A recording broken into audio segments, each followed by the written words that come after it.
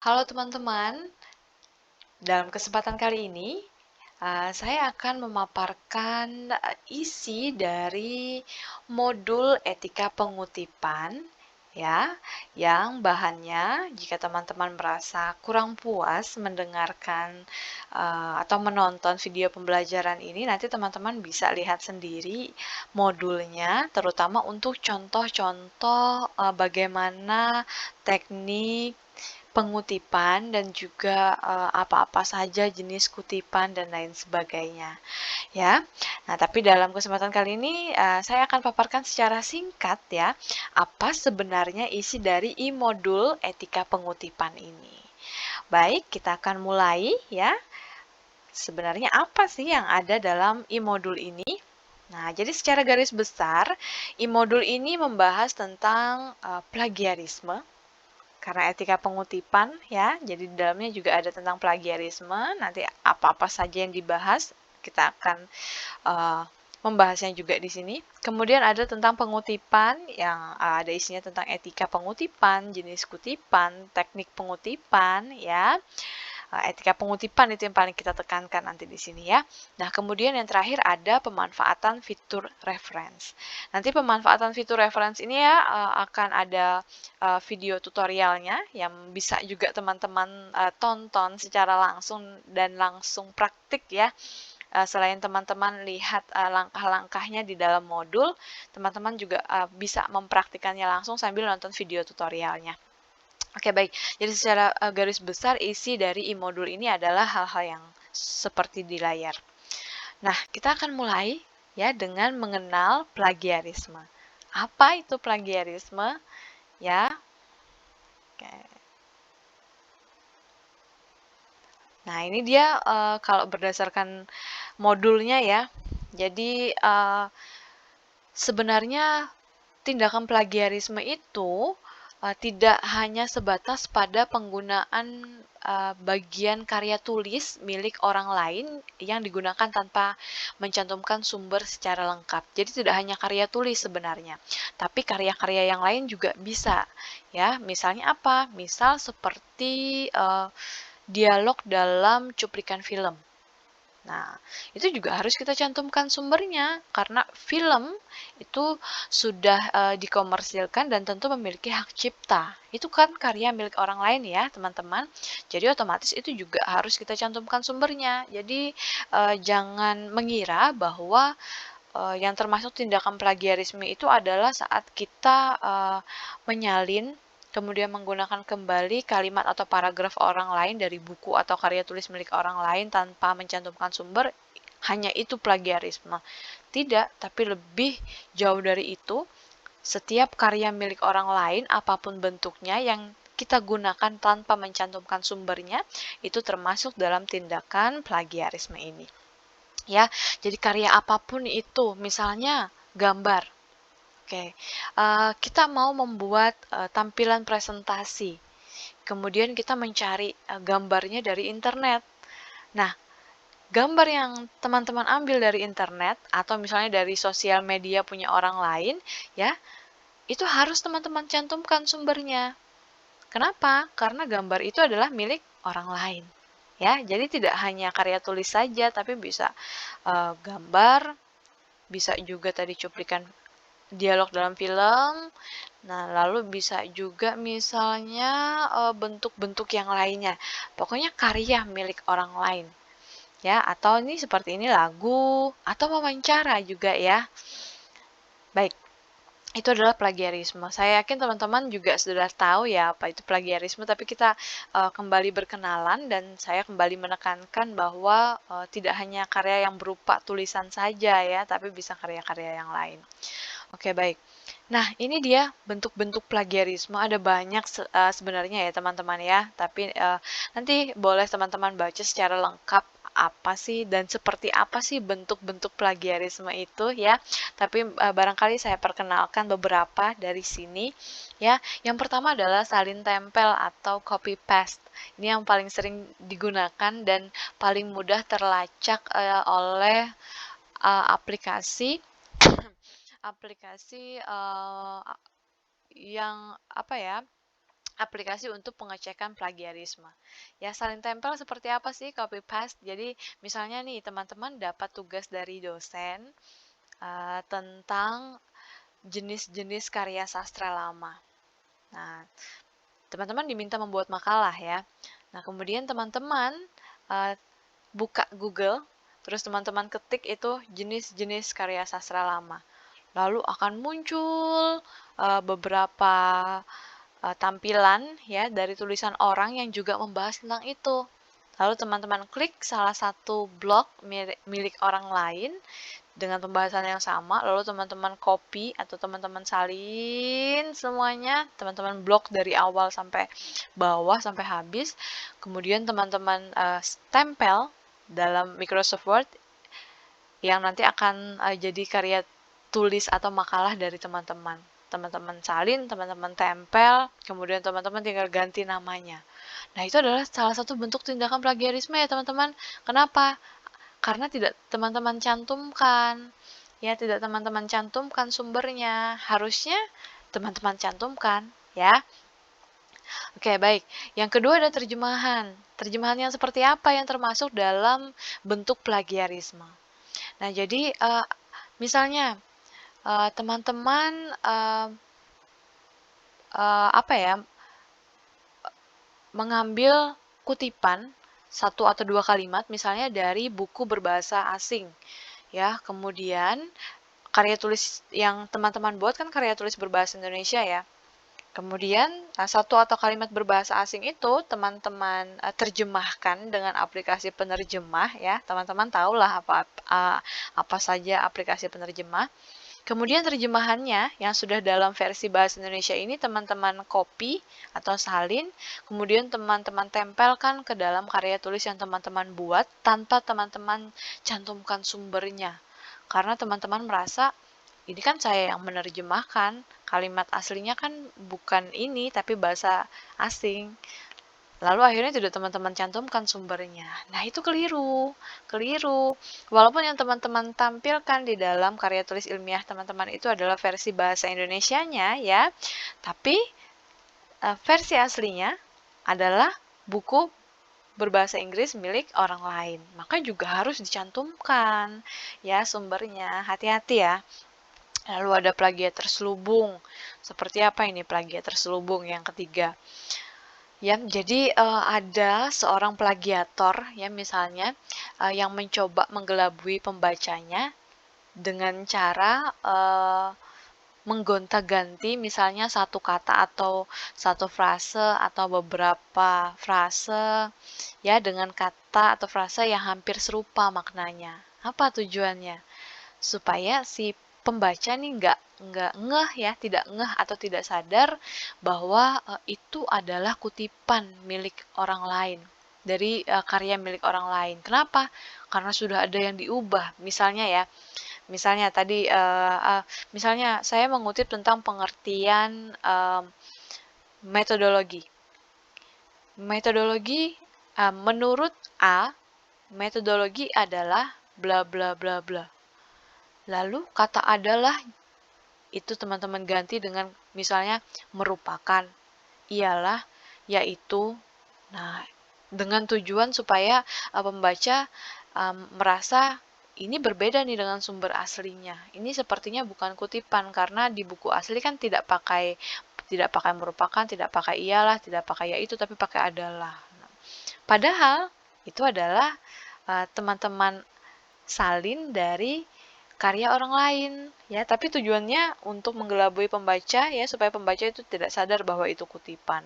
Akhirnya si plagiat mengaku bahwa kutipan itu adalah karya dia sendiri. Nah, itu keliru ya, hati-hati, itu adalah jenis plagiat terselubung. Jadi niat sekali plagiatornya supaya menggelabui pembaca. Jadi dia gonta-ganti kata atau frasanya dengan kata atau frasa yang hampir serupa maknanya. Yaitu adalah plagiat terselubung. Lalu ada shake and paste collection, ini berarti seorang plagiator misalnya mau mengutip ya, jadi supaya pembaca tidak sadar itu adalah kutipan dari karya orang lain, si plagiat misalnya punya dua buku nih, buku dari penulis A lalu dari penulis B dengan tema yang hampir sama, misalnya sama-sama membahas tentang cerita pendek, ya, teori-teori tentang cerita pendek. Kemudian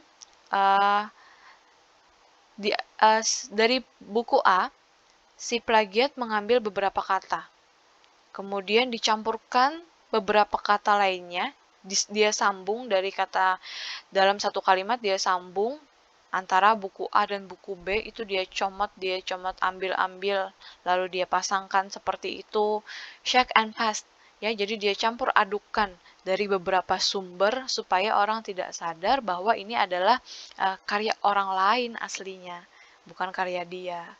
Ya, lalu tidak dia cantumkan sumbernya karena dia merasa orang pasti tidak akan sadar bahwa ini adalah karya orang lain karena sudah saya aduk-adukan begitu, saya tambah ini, hilangin ini, tambah lagi begitu. Ya, itu adalah shake and paste collection. Nah, banyak lagi jenis-jenisnya, nanti lebih lengkap bisa teman-teman baca dan contohnya juga ada ya.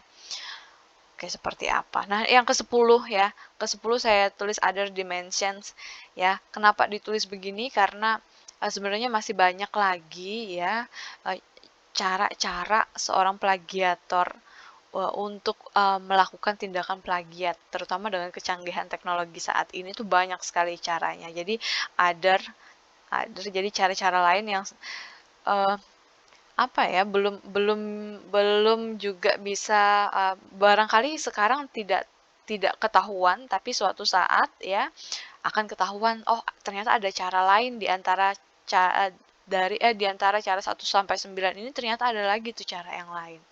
Ya. Oke, baik, itu adalah bentuk-bentuk dari plagiarisme. Nah, sekarang adalah sanksi. Kita bicara tentang sanksi, ya. Jadi tindakan plagiarisme ini, teman-teman, itu bukan tindakan sepele. Ya, jangan merasa, ah, saya kan cuma lupa mencantumkan sumber kutipan aja kok. Ibu atau bapak dosen repot sekali atau membahasnya berulang kali seolah-olah saya melakukan kejahatan yang seperti apa. Ya, hati-hati ya teman-teman ya. Plagiarisme ini ya barangkali bisa kita samakan dengan tindakan pencurian ya. Kenapa bisa kita samakan seperti itu? Karena saat kita mengambil sesuatu yang bukan milik kita, kemudian kita akui itu adalah milik kita, ya, maka tidak ada bedanya dengan tindakan pencurian, ya, termasuk dengan tindakan plagiarisme ini, ya. Ketika seorang plagiator mengambil bagian satu kalimat saja misalnya dari buku atau dari artikel jurnal atau dari tulisan orang yang sudah dipublikasikan di media cetak, kemudian dia salin, dia tempelkan ke dalam karya tulisnya tanpa dia cantumkan sumber asli, lalu dia mengakui bahwa itu karya saya loh, kata si plagiator. Nah, itu adalah tindakan pencurian kan? Karena tidak dia sebutkan, dia mengambil bagian dari karya orang lain dan dia akui bahwa itu miliknya. Nah, ini adalah tindakan yang sebenarnya terlihat sepele ya teman-teman, tapi kalau teman-teman tidak membiasakan diri untuk menjauhi tindakan ini dan teman-teman tuh harus bisa membiasakan diri untuk tidak melakukan tindakan plagiarisme. Kalau tidak dibiasakan dari sekarang, nanti lama-kelamaan dari yang copy paste yang kecil-kecil saja, satu kalimat aja kalian mengambil dari karya orang lain, nanti lama-lama satu paragraf, nanti lama-lama satu baris, nanti lama-lama satu halaman, nanti lama-lama beberapa halaman, nanti akhirnya semua isi karya tulis yang teman-teman itu adalah plagiat, isinya plagiarisme atau meniru dari karya orang lain. Itu hati-hati, karena nanti dari hal-hal kecil kalau dibiarkan lama-lama menjadi besar. Nah, ini juga ya, dalam Permendiknas nomor 17 tahun 2010 ya, tentang tindakan plagiarisme di tingkat perguruan tinggi itu jelas sekali diatur bahwa plagiarisme ini ada sanksinya loh teman-teman. Jadi jangan disepelekan dan jangan merasa marah kalau misalnya dosennya, ya bapak atau ibu dosennya saat menemukan dan mengetahui bahwa tulisan teman-teman itu terbukti atau terindikasi plagiat, ya kemudian bapak ibu dosennya marah atau menegur ya dulu, jangan teman-teman menjawabnya dengan kan cuma lupa mencantumkan sumber Bu, masa gitu aja diperbesar? Jangan, karena ini adalah tindakan yang sudah melanggar aturan ya. Ada sanksinya sudah tertulis dalam Permendiknas. Apa sanksinya? Ya, yang pertama dari yang ringan dulu nih teman-teman. Teguran. Tegurannya secara lisan ya tentu, di kelas atau dipanggil secara pribadi misalnya teman-teman ya. Ditegur sama Bapak Ibu dosennya. Oke, kalau ternyata teguran secara lisan tidak mempan, barangkali teman-teman akan mendapatkan peringatan tertulis ya. Terutama untuk karya-karya yang terkait misalnya dengan kelulusan, misalnya proposal atau skripsi ya. Itu hati-hati sekali, jangan sampai melakukan plagiarisme. Oke, peringatan tertulis. Nah, sanksinya makin meningkat nih teman-teman. Yang ketiga adalah penundaan pemberian sebagian hak mahasiswa. Ya, misalnya apa nih?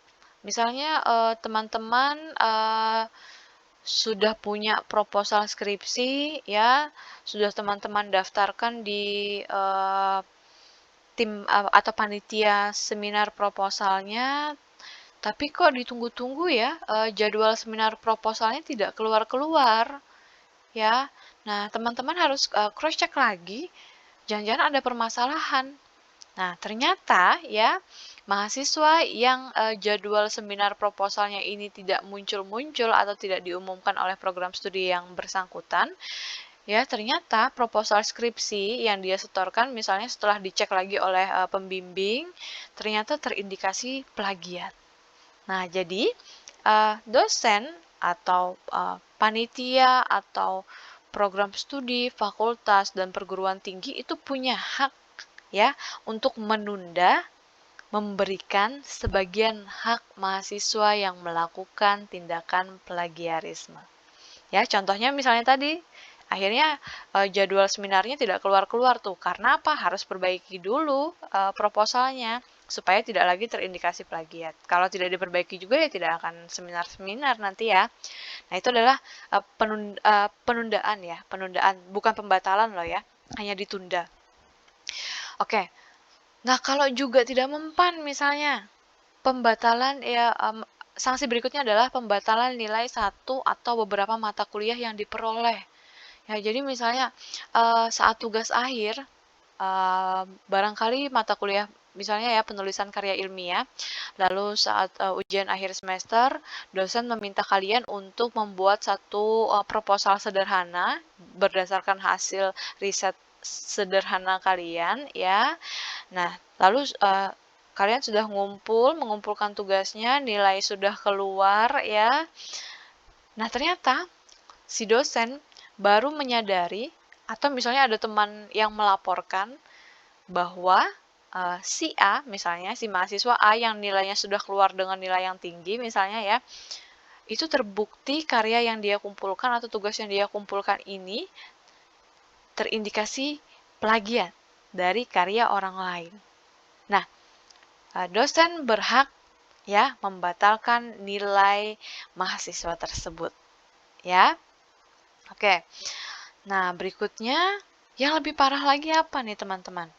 Yang lebih parah lagi adalah pemberhentian dengan hormat dan juga pemberhentian dengan tidak hormat dari status sebagai mahasiswa. Ini kalau kasusnya sudah parah sekali ya, teman-teman ya. Ini bisa diberhentikan dengan hormat maupun dengan tidak hormat. Nah, oke, berikutnya lagi, nah ini yang paling parah teman-teman. Pembatalan ijazah apabila mahasiswa telah lulus dari suatu program. Jadi misalnya teman-teman atau ada mahasiswa B, ya, kemudian dia sudah sidang skripsi, skripsinya ya sudah direvisi, dikumpulkan, dijilid, dikumpulkan ke panitia, kemudian dia mengikuti yudisium dan wisuda, ijazah keluar, dia lulus ya, ceritanya sudah. Nah, tapi suatu saat ternyata terbukti bahwa skripsi yang dia buat ini adalah plagiat. Bahkan misalnya ya, yang sampai parah, yang sampai dibatalkan ijazahnya itu kalau skripsi atau tugas akhirnya itu terindikasi plagiat 100%. ya, itu tinggi sekali, berarti seluruh isinya adalah plagiat atau milik karya orang lain. Nah, itu perguruan tinggi yang bersangkutan ya, itu berhak membatalkan ijazah dan mencabut gelarnya. Walaupun dia dinyatakan sudah lulus ya. Nah, jadi hati-hati tindakan plagiat ini ya, teman-teman. Walaupun terdengar sepele ya, tapi sebenarnya ini adalah pelanggaran hak cipta milik orang lain ya. Oke, ini adalah sanksi plagiarisme bagi mahasiswa. Nah, pertanyaannya apakah hanya bagi mahasiswa? Tidak, dalam Permendiknas itu diatur dengan lengkap ya. Jadi tidak hanya mahasiswa tapi juga bagi dosen atau peneliti atau tenaga kependidikan ya. Jadi Permendiknas nomor 17 tahun 2010 itu adil. Jadi semua sivitas akademika yang berada di suatu perguruan tinggi atau seluruh perguruan tinggi ya, bahkan jika terbukti melakukan tindakan plagiarisme, siapapun itu, mereka berhak mendapatkan sanksi ya. Jadi tidak peduli dia dosen misalnya, dia peneliti, dia tenaga pendidikan. Kalau terbukti, maka dia dapat sanksi ya. Dia akan dapat sanksi. Nah, itu adalah sanksi. Sanksinya juga kurang lebih nih, teman-teman, dari yang ringan sampai yang juga parah ya, berat. Baik, itu adalah tentang plagiarisme. Nah, sekarang kita ke pengutipan ya. Apa itu pengutipan? Pasti sudah tahu ya, teman-teman, karena tadi di awal juga ada kita singgung ya, kutipan itu berarti kita menyalin atau menggunakan kembali bagian dari karya milik orang lain. Apapun bentuk karyanya, itu adalah kutipan. Nah, berarti pengutipan berarti proses menyalin dan menggunakan kembali bagian dari karya milik orang lain tersebut ya.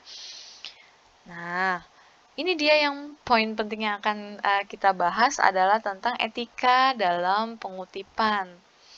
Nah, apa sih sebenarnya tujuan kita harus mengetahui tentang etika pengutipan ini?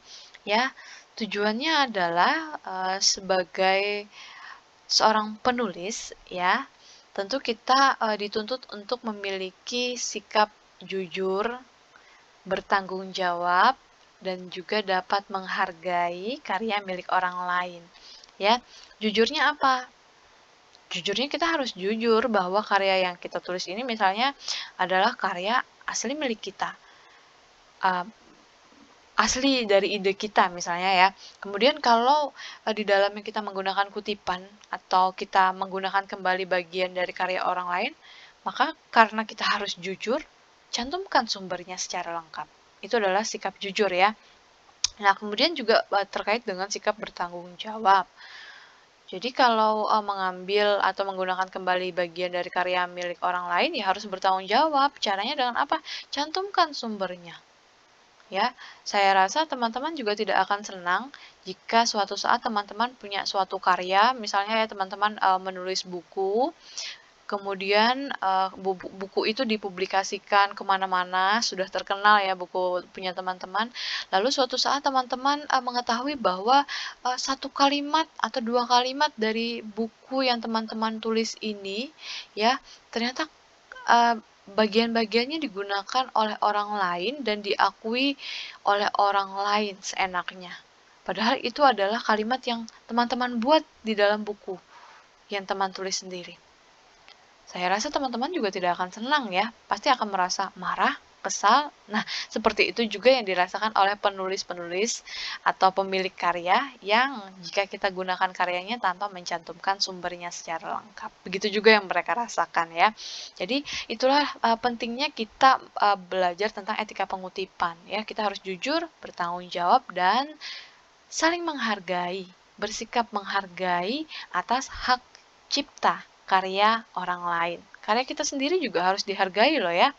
Jadi kalau misalnya kita mengutip dari buku yang sudah pernah kita tulis, tapi buku itu sudah dipublikasikan, ya artinya dipublikasikan itu dipasarkan secara luas, bisa diakses oleh orang banyak. Walaupun itu buku hasil tulisan kita sendiri, saat kita ingin mengutip satu kalimat saja misalnya dari buku itu, maka tetap harus kita cantumkan sumber. Nama kita nanti di daftar pustakanya. Memang begitu, ya karena buku itu sudah dipublikasikan. kita juga harus menghargai hak cipta diri kita sendiri ya atas karya kita, ya. Nah, itu adalah perlunya kita memahami apa saja etika dalam pengutipan ya, teman-teman. Oke, baik. Yang pertama apa etikanya? Yang paling ringan dulu nih adalah mencantumkan sumber secara lengkap. Tentu pasti ya yang ini ya, karena kalau tidak dicantumkan ya sudah pasti terindikasi plagiat ya. Baik, berikutnya adalah mengutip dengan cermat dan teliti. Ya, seperti apa cermat dan teliti ini? Ya, jadi teman-teman gunakan kutipan yang memang relevan atau berkaitan dengan apa yang ingin teman-teman bahas. Ya, kutipannya bisa sebagai bahan analisis atau bahan kajian atau teori-teori yang akan teman-teman gunakan atau bahan pendukung atau apa. Ya, tapi pilih kutipan yang relevan. Jangan teman-teman mencantumkan kutipan yang teman-teman sendiri tidak pahami atau tidak ada hubungannya dengan apa yang ingin teman-teman bahas dalam karya tulis teman-teman. Ya, itu adalah bagaimana cara mengutip dengan cermat dan teliti. Nah, kemudian cara lainnya seperti apa? Nah, usahakan ya teman-teman dalam mengutip itu gunakan sumber pertama. Sumber pertama artinya apa? Kalau kita mengutip satu kalimat misalnya berdasarkan misalnya kita punya buku A tentang teori sastra. Kemudian dalam buku itu kita kita menyalin dan menggunakan kembali pengertian sastra yang ditulis oleh si A. Maka nanti di karya tulis kita kan kita tulis begini, menurut A, sastra adalah bla bla bla. Oke, menurut A ya, berarti kita mengambil kutipan itu dari sumbernya langsung, sumber asli, sumber pertama, yaitu buku yang ditulis oleh A itu sendiri. Ya. Nah, lalu sumber yang kedua itu seperti apa? Sumber kedua itu ya, kalau ternyata kita mengutip bagian yang ternyata bagian yang kita kutip itu juga merupakan kutipan. Jadi kita mengutip dari kutipan. Nah, itu adalah sumber kedua. Seharusnya dihindari ya, bukan tidak boleh ya teman-teman, tapi kalau memang bisa menemukan sumber aslinya kenapa tidak? Ya, karena tingkat keakuratannya kan semakin dia asli ya, dia pasti semakin tinggi tingkat keakuratannya. Jadi kalau bisa harus cermat dan teliti dan juga gunakan sumber yang pertama ya, sumber buku aslinya. Oke, itu adalah etika yang kedua. Nah, sekarang adalah etika yang ketiga, membatasi jumlah kutipan. Kenapa harus dibatasi jumlah kutipan dalam sebuah karya ilmiah? Karena ya jangan sampai nanti karya tulis ilmiah yang teman-teman buat itu jadi seperti rangkuman ya dari berbagai kutipan. Kenapa? Itu kan karya tulis ilmiah teman-teman ya. Harusnya yang dominan adalah gagasan atau ide dari teman-teman sendiri, bukan dari sumber-sumber kutipan. Jangan misalnya paragraf 1 kutipan, paragraf 2 kutipan, 3 kutipan, 4 kutipan, 5 kutipan, lalu ganti bab. Bab berikutnya halaman 1 seluruhnya kutipan, halaman berikutnya kutipan semua.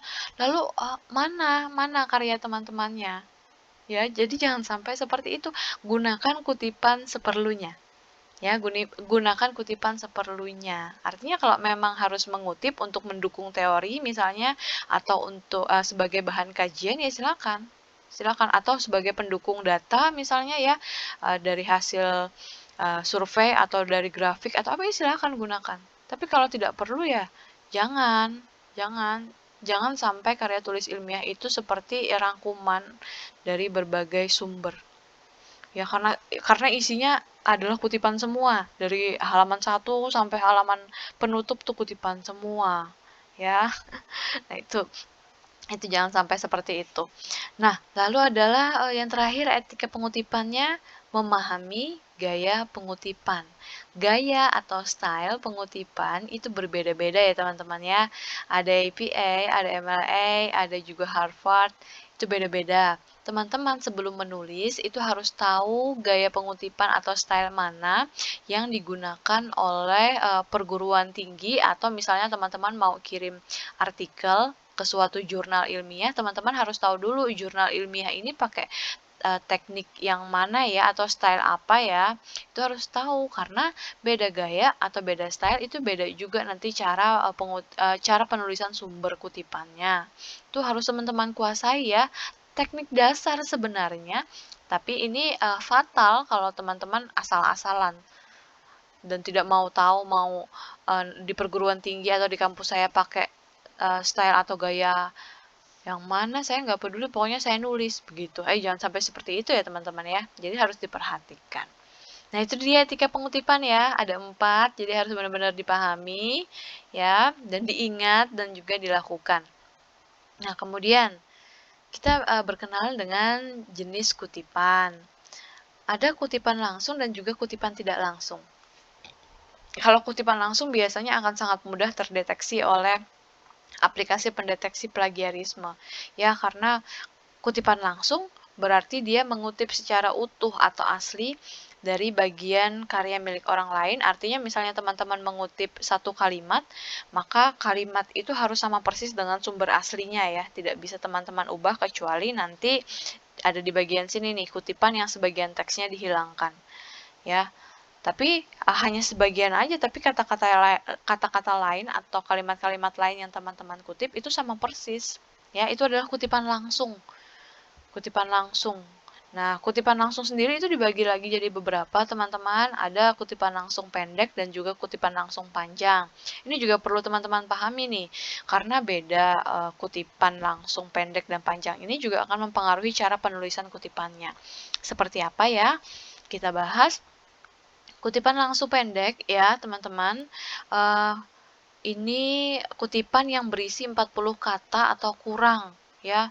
Jadi maksimal sekali jumlah kata dalam kutipan yang teman-teman gunakan dalam kutipan langsung pendek itu adalah 40. Lebih satu saja, 41, maka dia akan ada di jenis yang ini, kutipan langsung panjang ya. Nah kalau kutipan langsung pendek ya ditulis dalam tanda kutip teman-teman, jangan lupa. Lalu sebagai bagian yang terpadu, artinya dia serangkai dalam teks utama. Jadi dia tidak dipisahkan dalam paragraf berbeda ya. Dan diikuti nama penulis, tahun, dan nomor halaman. Itu kalau kutipan langsung pendek ya. Nah, kalau kutipan langsung panjang, seperti apa ya teman-teman? Nah, tadi kan batasnya sampai 40 ya. Kalau sudah 41 lalu sekian-sekian-sekian, ya, itu adalah kutipan langsung panjang. Cara menulisnya ditulis tanpa tanda kutip, beda ya sudah ya dengan kutipan langsung pendek tadi. Lalu dipisah dari teks yang mendahului. Artinya apa? Dia punya paragraf sendiri tuh. Ya. Nah, lalu juga kutipan langsung panjang ini itu ditulis dengan spasi tunggal atau satu spasi. Ya. Oke, baik. Itu ada kutipan langsung panjang dan kutipan langsung pendek. Nah, kita sekarang ke sini nih, teman-teman. Kutipan tidak langsung. Ini yang banyak membuat penulis-penulis, terutama penulis pemula ya, merasa terkecoh dan akhirnya karyanya terindikasi plagiat. Ya. Oke, jadi kalau kutipan langsung tadi kita menyalin dan menggunakan kembali bagian dari karya milik orang lain sama persis ya, misalnya kalimatnya atau paragrafnya sama persis, hanya dihilangkan beberapa kata ya, atau misalnya ya seperti tadi. Tapi kalau kutipan tidak langsung itu berbeda teman-teman. Jadi kita tidak menyalin sama persis ya dengan kalimat milik orang lain atau paragraf milik orang lain. Tapi seperti apa? Ya, kalau kutipan tidak langsung ya, kita misalnya membaca satu paragraf tentang pengertian puisi misalnya. Kita baca dari buku B, buku karangan si B, tentang teori puisi misalnya. Ada pengertian puisi, kita baca lalu kita pahami. Ya, kemudian kita mencoba membahasakan kembali atau menyampaikan kembali isi dari pengertian puisi yang disampaikan oleh si B itu dalam bukunya, tapi dengan menggunakan bahasa atau kalimat kita sendiri. Ya, akhirnya kita jelaskan lagi tuh, puisi adalah ini. tapi dengan inti informasi atau inti gagasan yang sama dengan gagasan yang disampaikan si B dalam bukunya. Nah, apa yang membuat penulis pemula terkecoh? Karena dia merasa kalimat ini adalah kalimat yang dia susun sendiri nih, dia tulis sendiri nih dengan bahasanya sendiri, akhirnya tidak dia cantumkan sumbernya. Nah, hati-hati ya seperti itu teman-teman. Memang benar kalimat atau paragraf itu adalah teman-teman sendiri yang membuatnya, tapi ada satu pertanyaan. Ide atau gagasan yang teman-teman sampaikan dalam kalimat atau paragraf itu punya siapa? Atau dari mana asalnya? Kalau jawabannya adalah dari buku si B, Bu. Nah, berarti itu kan info atau gagasannya milik orang lain, bukan milik kalian. Maka tetap harus kalian cantumkan sumbernya karena itu adalah kutipan tidak langsung, ya. Nah, ini teman-teman, jadi harus diperhatikan sekali antara jenis kutipan ini, ya. Oke, baik. Barangkali itu saja yang bisa saya sampaikan tentang e-modul ini, e-modul etika pengutipan. Sebenarnya ada satu bab lagi ya, tentang pemanfaatan fitur referensi, tapi seperti yang saya sampaikan, teman-teman bisa tonton video tutorial setelah ini, ya, tentang bagaimana cara memanfaatkan fitur referensi dalam aplikasi Microsoft Word. Oke, baik, terima kasih atas perhatiannya ya teman-teman. Kita akan berjumpa kembali mungkin di lain kesempatan. Baik, terima kasih.